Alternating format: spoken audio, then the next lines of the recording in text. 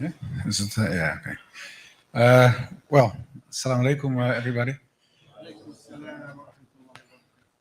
First of all, I'd like to thank the organization for inviting me. It's a great honor to be here, and I'll be visiting the IGNA Relief Banquet tomorrow. And people asked me to shortly say something here. My name is Joram van Klaaveren. I used to be a member of the Dutch Parliament and representative of the anti-Islam party PVV. Perhaps you ever saw the man with the blonde hair. His name is Geert Wilders. He's kind of known in Pakistan as well. And I was his right hand, so I wrote a lot of speeches for him, and I was spokesperson on Islam in the parliament. And I was there for altogether about 12 years.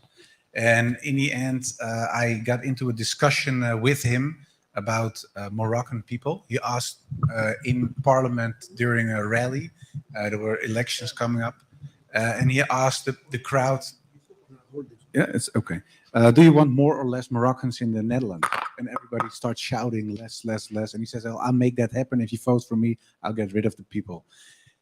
And I thought to myself, because I was a spokesperson on this topic of Islam in Parliament, and I thought, okay, I hated Islam back then. I was very anti-Islam, anti-Muslim, but I didn't hate Moroccans per se, and I didn't hate Belgian people. I didn't care because, and a lot of people don't know that, but in the Freedom Party, in the anti-Islam Freedom Party in Europe, there are a lot of people with a Moroccan background as well, Turkish background, Somali background, whatever, working for the Freedom Party. And all of them, are, of course, are secular or ex-Muslims. Most of them are ex-Muslim, but they were, of course, also Moroccan. So I thought it's kind of a betrayal to say we get rid of all the people, because I said, well, they are fighting our cause as well.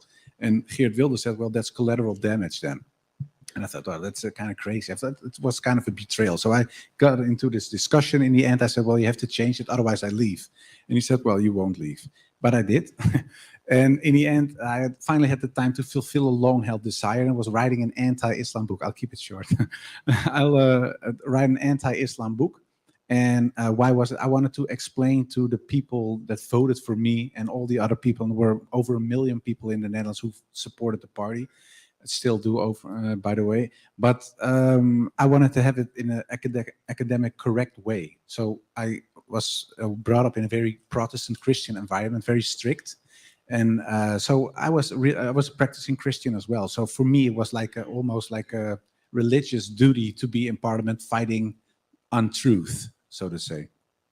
But when I was writing my anti-Islam book, I made a comparison between the God concept in Islam and the God concept in Christianity. And while I was writing it, the questions I had as a youngster, because I was brought up in this Protestant environment, I had some doubts about, for example, the Trinity of God in Christianity, but also the crucifixion of Christ, the atonement. Jesus Christ had to die for the sins of people, etc., etc. And all of those things, I said, were the real dogmas. I doubted it.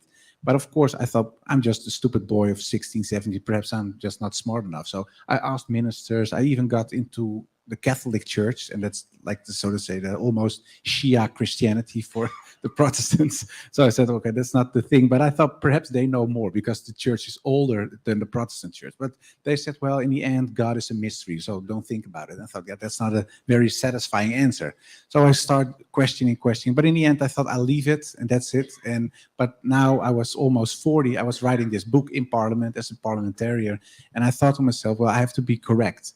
But those questions popped up again. So I started, oh yeah, that was my problem with Christianity. So in the end, because we don't have a lot of time, I got, so to say, Islamic answers to my Christian questions.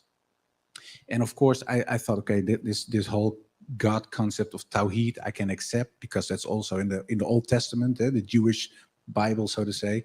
And I thought, okay, perhaps that's true, and the church didn't thought us in the correct way. But I thought, well, at least there is this other person, the last prophet, the prophet of the Muslims. That's not my prophet, because in Christianity they teach Jesus Christ is the last one. That's it. But well, and I was brought up, astaghfirullah, we say now, but he was like the Antichrist almost, like Dajjal. So I thought to myself, okay, that's, at least I don't have anything in common with them when it comes to this man. But because I was writing this book, I had to have more information. So in the end, I thought, well, I don't have enough information because all the sources that I got were Western sources, French, German, Dutch, whatever. But it wasn't from the Muslims themselves. So in the end, I wrote to a professor in Cambridge University in England, and his name was Abdul Hakim Murad. And I wrote him and I said to him, well, I'm writing an anti-Islam book. Can you help me? Yes, kind of crazy. Later on, I thought it was a kind of strange question, of course. But he said, well, in the end, he didn't answer at all. It took about 6 weeks. And in the end, I got an email, very extensive, almost 18 pages. And he started explaining. I said, well, I looked you up on Wikipedia. I saw who you are, etc. And he said, okay, I understand where you're coming from, but it's all wrong. So what you have to do is reread all your anti-Islam books again. So you're very anti-Islam again. But when you do that, promise me, if you want me to help you, read all the books and articles that I sent to you. And he gave me some names of persons, ask them, read that, etc. So that's what I did. And it took about 3 years. And in the end, I thought, and I'll keep it short because otherwise I thought to myself, well, I didn't have any arguments anymore to say that, for example, Moses and Abraham and Jesus were prophets, and this man, Muhammad, peace and blessings be upon him, is not. So I thought to myself, or they all aren't prophets and there is no God and religion is not true. But of course, I was still a believing Christian back then. So I never doubted the existence of the creator, so to say. So in the end, I thought to myself, well, perhaps there is some truth in this Islam concept as well. So I started reading and reading, and in the end, I thought, well, okay, I think this is true. He is a prophet as well. But then, of course, I thought, well, if I say there is just one God and he's his prophet, it's practically shahada. So I thought, oh no, that's something I don't want. So I closed everything, all the books and etc. I put it away. And this sounds a little bit like a fairy tale, but one of the books that fell off the shelf was the Quran. Yeah, when I picked it up, my thumb was on a page with with Surah 22 and ayat 46, and of course I only had the translation in it, but the translation said it's not the eyes that are blind, but the hearts. And then I thought, yeah, that it really is my problem because nobody forced me to write this book. I wrote it by myself, and because I wanted it, nobody said something. I saw all these facts, and I saw everything. So I thought, yeah, okay, it is not a problem of the mind. It's not a rational problem. It's a problem of the heart. There's something wrong there. So I did. Of course, I wasn't a Muslim yet, but I did like a dua. So I said, Lord, I don't care if it's Christianity or Islam. Just give me a sign. Show me something that I for sure know this is truth. And of course, I was expecting an angel, but it didn't happen. But when I went to bed and when I woke up, I felt very secure. And I thought to myself, well, I think, and again, this is the summary, all the doubts that I had, they were gone. And I felt very strong. And I thought, well, I don't care what happens because, of course, I was in an anti-Islamic party. Everybody in my environment, including family, nobody really liked Islam, so to say. Um, yeah, and if all of a sudden I say after all these years, hey guys, I was wrong, I'm Muslim. I didn't know how it would end up, but I thought to myself, well, that's what it is. So I told my wife, well, I think I'll be a Muslim. And then she said to me, I think we have to do the dishes. And I thought, what? So I told her again. I said, well, I think I'll be a Muslim. And she said, yeah, I think we have to do the dishes. And I asked her, do you understand what I'm saying? She said, yeah, I perfectly understand what you do. You understand what I'm saying? I said, no. So she told me, well, if you're still the man I married and Islam is really in your heart and in your mind, and there's no problem for you being married to a Christian wife, and you stay the same man for me and the children, then life goes on and we have to do the dishes. So this is a summary. I'll stop. Thank you very much. And hopefully I see you all tomorrow. Assalamu alaikum. MashaAllah, Jazakallah, Jazakallah, MashaAllah. May Allah give you more guidance and knowledge. This way you can inspire other people. Jazakallah for everybody your time. And now the Adhan time. And tomorrow, if you wanted to hear the details and what he's doing for Islam right now, so tomorrow there's a banquet in Nassau Coliseum, inshallah. ICNA Relief Banquet is fundraising, and they will explain more what he's doing for Islam more, mashallah.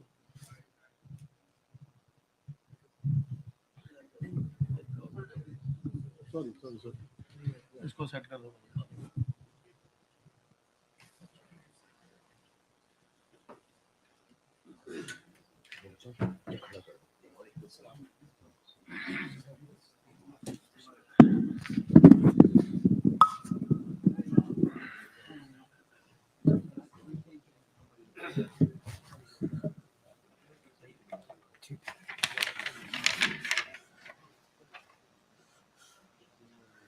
Assalamu alaikum wa rahmatullahi wa barakatuh.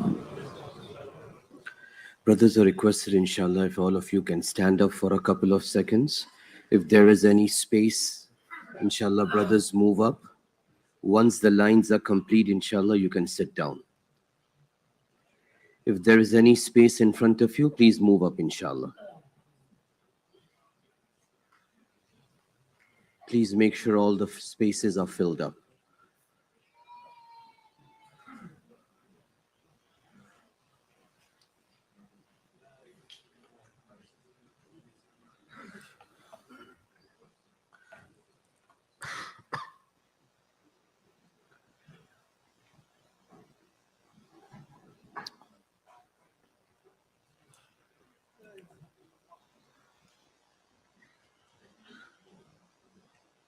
We'll wait for the box to complete the rotation and then inshallah we'll begin.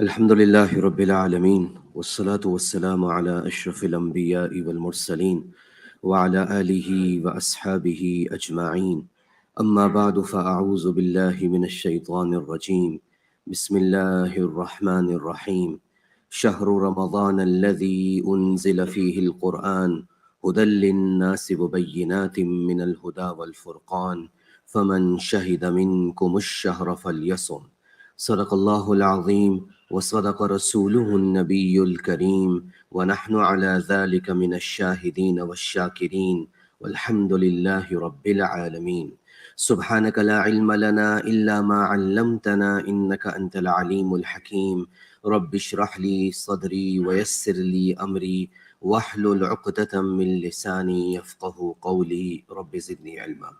My respected elders and brothers, today is the 18th of Sha'ban. Sha'ban itself is a very blessed and Mubarak month. 12 days or 11 days we are away from Ramadan, so it won't be wrong to say that the final countdown to Ramadan has begun.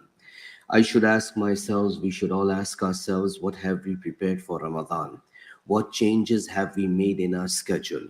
Because the most blessed month, the most Mubarak month in the whole Islamic year is the month of Ramadan. Rasulullah sallallahu alaihi wasallam gathered all the Sahaba radiallahu anhum, his companions, on the last day of Sha'ban or in the last days of Sha'ban. And then he gave them a speech, an address that draws a full picture in a very comprehensive manner regarding what Ramadan is and what will Allah give in this month for those people who try to do good deeds. So we are going to go over this hadith quickly as much as time allows us. The hadith has been mentioned by Imam Ibn Khuzaymah rahimahullah in his Sahih, Imam Bayhaqi rahimahullah in his Shu'abul Iman.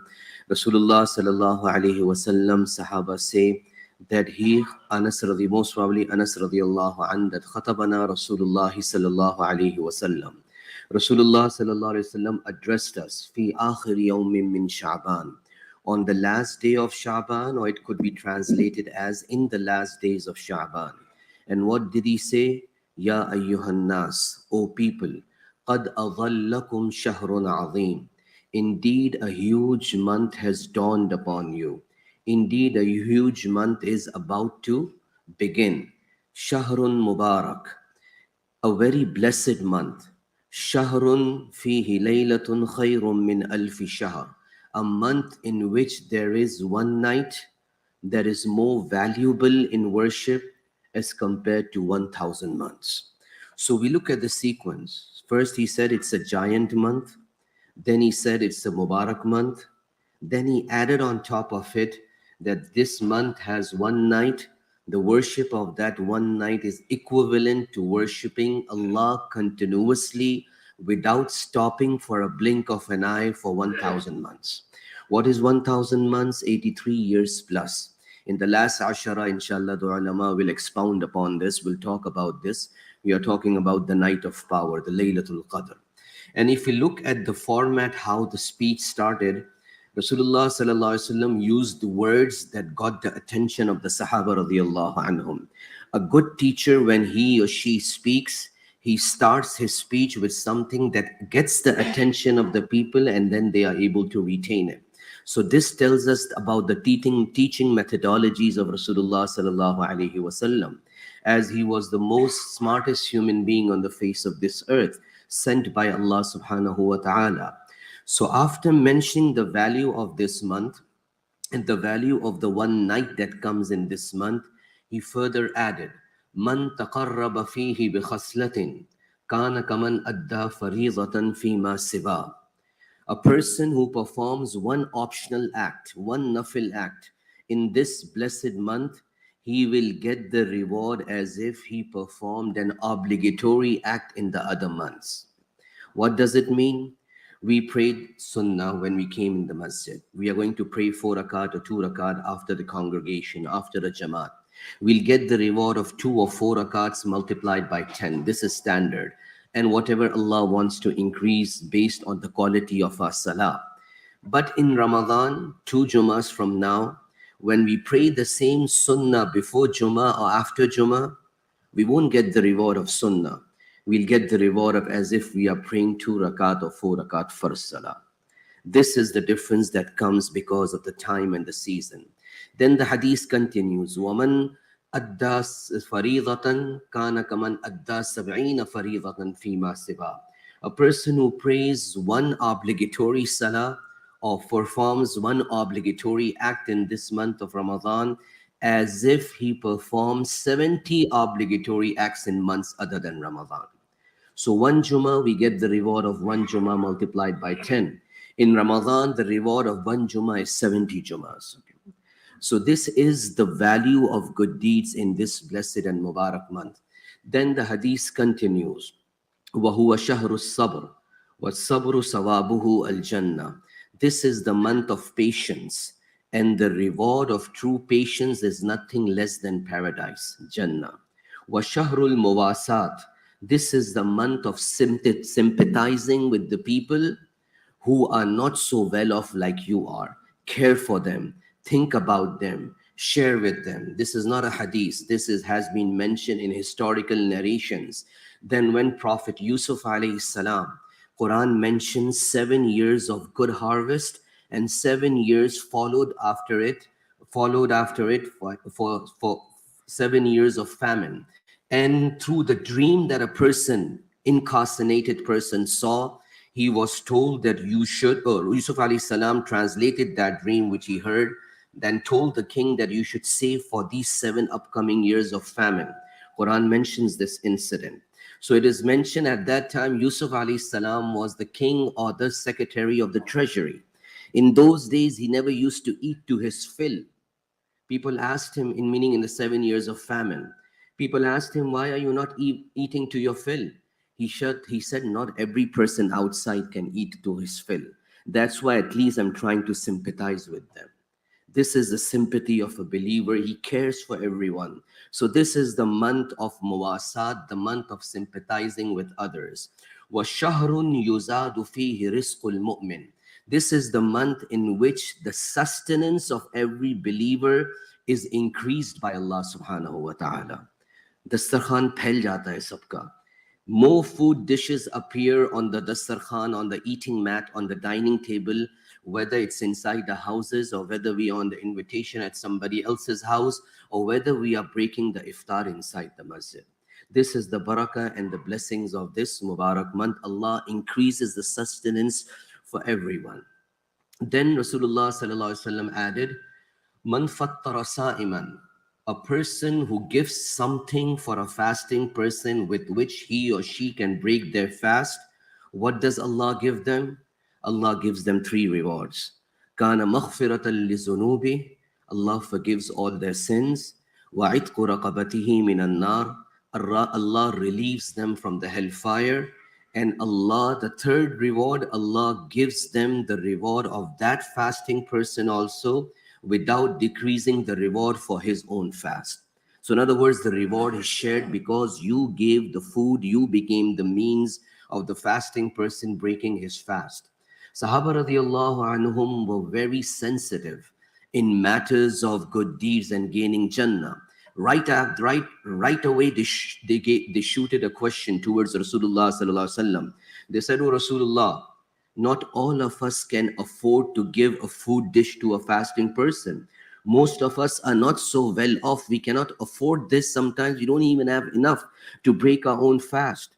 Rasulullah sallallahu alaihi wasallam said, "Yu'tillahu hadha sawab." Allah gives this reward not on a full plate. يُعْطِ اللَّهُ هَذَا الثَّوَابَ مَنْ فَطَّرَ سَائِمًا عَلَى تَمْرَةٍ. Allah even gives these three rewards if you give one date to a fasting person. أو شربة ماء, or one drink or sip, not a full glass. شربة ماء, one sip to a fasting person. أو مسقة لبن, or one drink of milk or yogurt. Still Allah will give you all three rewards. Then the hadith continues, Man khaffafa an mamlukihi an shay'in, a person who decreases the burden, cuts down the hours for his servants, for his employees, Allah again gives him two rewards. Allah forgives his sin and Allah relieves him from the hellfire. This is practical dawat. This is practical invitation that if people are working under us, we are on a manager level or supervisor level, or we own a business, and people are under us, Muslims and non-Muslims, this is practical dawah that you decrease their work hours and burden. Give them the full pay, but decrease it. This shows the beauty of Islam, how much Islam really cares for everyone, humanity across the board, not just the believers. The hadith still continues. You should do four things in abundance in this month. Two things are for the pleasure of Allah, and two things are such you cannot live without them. What are the two things that should be in abundance and are for the pleasure of Allah? Recite the kalima la ilaha illallah Muhammadur Rasulullah in abundance, walking, sitting down, waiting for the bus, free time. Keep on doing this zikr and remembrance. Second is that slipped out of mind. Anybody remembers, let me know. Two things to do in abundance. And no, it's not that. It's La ilaha illallah. The second, good jazakallah. Astaghfirullah, seeking forgiveness from Allah subhanahu wa ta'ala. So these two remembrances, as much as we can, walking, sitting, we should do this zikr. Two things we cannot live without. We should ask Allah for Jannah, and we should ask refuge from the hellfire. The famous dua that is written on the timetables of the masjid. Allahumma inni as'aluka al-jannah wa a'udhu bika minan nar, which translates as, "O Allah, I ask you for Jannah and I ask you for refuge from the hellfire." These are the four things we try to do most. And the hadith ends with this sentence, "Man saqa sa'iman, saqahu Allahu min hawzi." If a person gives a drink to a fasting person, Allah will give him a drink from my fountain on the day of judgment. And the fountain of Rasulullah sallallahu alaihi wasallam on the day of judgment is Al-Kawthar. So he will be made to drink from that person, from that fountain, La yazma'u hatta yadkhul al-jannah, and he won't feel thirsty again until he enters Jannah. So this is a very comprehensive picture drawn by Rasulullah sallallahu alaihi wasallam regarding the blessedness and mubarak of being and the value of this month. I'll wrap up in a minute or two. So the purpose of sharing this with you is it's a reminder for me, it's a reminder for all of us that we need to prepare. When we have to go to a vacation or we have an assignment, we have a schedule. How are we going to spend our days and night? We cut off certain things because we prioritize this priority. Ramadan is the biggest priority of a believer. Have we really thought how many hours can we take off from work every day? Have we really thought that how many days can we take off in the last ashara of Ramadan? Have I planned at what time of the day I will recite the Quran? Have I planned when can I take a nap so I don't feel sleepy while I'm praying Taraweeh? This needs to be done by me. This needs to be done by all of us. There were many people who were with us within this community, within this masjid in the last Ramadan, but they are not with us. Next Ramadan, me and you will be there. None of us will know. So every Ramadan, if I can make this intention, all of us can make this intention that this can be my last Ramadan. Every upcoming Ramadan will be better, inshallah, than the previous Ramadan. Last thing, for those people who understand the sciences of hadith, some of you might have this objection that why did I read this hadith? Because from the chain of narration, this is a weak hadith. So the reason why I still chose to recite is, in the sciences of hadith, there's a rule that if the hadith is weak, still if two conditions are met, we can narrate that hadith also, we can act upon that hadith also. And this hadith fulfills all these two conditions. What are those two conditions? The first is the hadith should not be extremely weak. It should be slightly weak. And this hadith is slightly weak. Second is, it should, if it's from the chapter of encouragement, from the chapter of fada'il, then you can implement it for the sake of encouraging others. This is from the chapter of fada'il. The third item, that any word or any lesson or any advice of that hadith should not be in conflict or contradiction of a sahih hadith, of a sahih narration. And not a single word, alhamdulillah, of this hadith is in conflict or is in contradiction of another sahih hadith. That's why ulama choose to narrate it in the beginning of every Ramadan. Whatever was said and heard, may Allah subhanahu wa ta'ala give us the understanding of these things. Ameen.